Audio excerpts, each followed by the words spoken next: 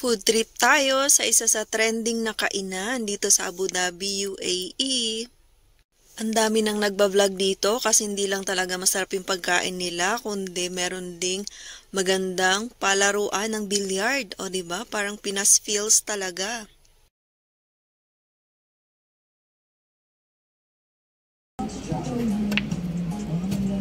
Galing. Pwede ka mag-feeling shooter kahit hindi naman, o diba? And this is Marsamina, guys. Ayan, food trip tayo sa Marsamina.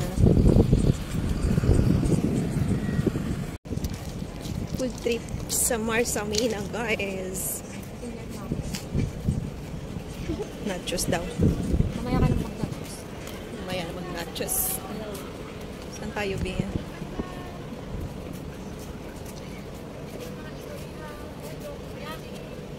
Ihaw. Try natin kumain. Wala na, naikot na natin lahat eh. Ay, parang yan lang yung buhay eh. May kumakain. Ito lang ang buhay.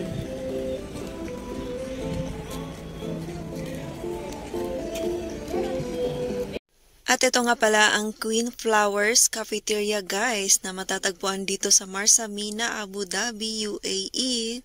At puro Filipino food nga ang kanilang sinuserve, kaya naman excited kaming tikman. Maraming restaurants naman or kainan na pagpipilian dito sa Marsamina.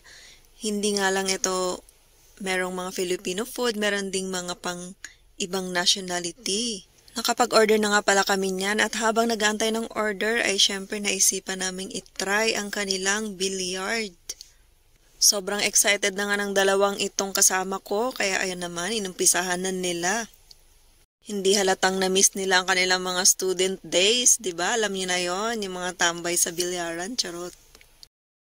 At pagkalipas nga ng ilang minuto, ay ayan ang aming order. Ayan, siomai na prito, siomai na steam, at merong barbecue, at meron din yang seafood, or yung seafood with Cajun sauce. Masarap talaga minsan kumain sa labas, lalo na pagkasama mo yung mga kaibigan mo.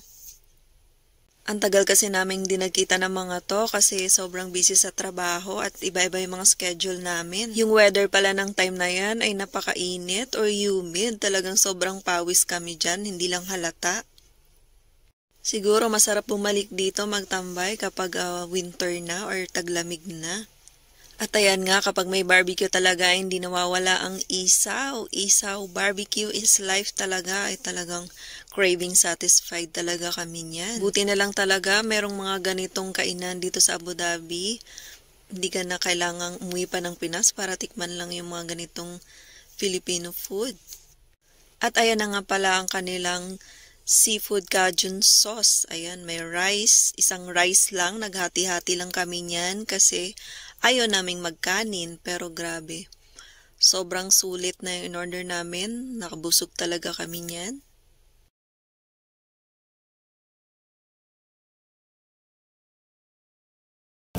Okay na.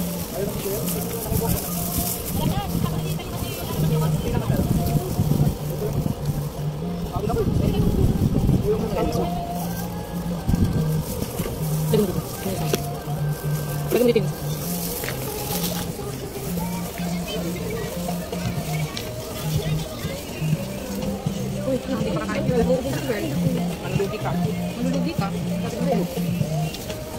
Tamang content din ako, napapagalaw ko yan. Mag-content ka habang kumakain. Ano ba? Food trip na yung mga vlog ko eh. Anong gagawin ko? Yun lang time ko sa... Puro food trip na lang daw ang vlog ko. Anong gagawin ko? Yun lang time ko sa sarili ko.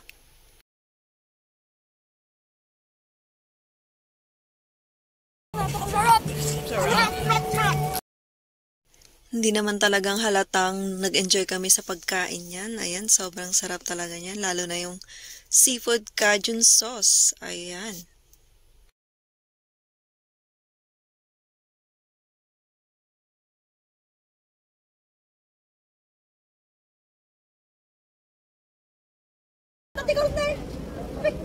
Nasaan na yung puti? Yeah, try ko yung red. Hindi pa naman kasi medyo wala sa mga. Anywhere.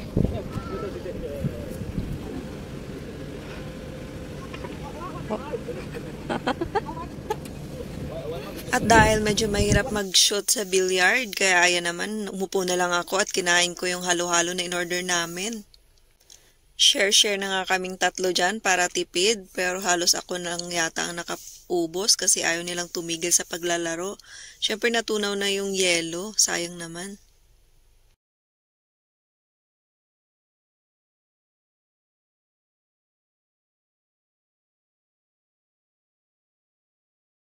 At ayan nga ang kanilang halo-halo. Ayan, kita niyo naman, halos kumpleto ng sahog.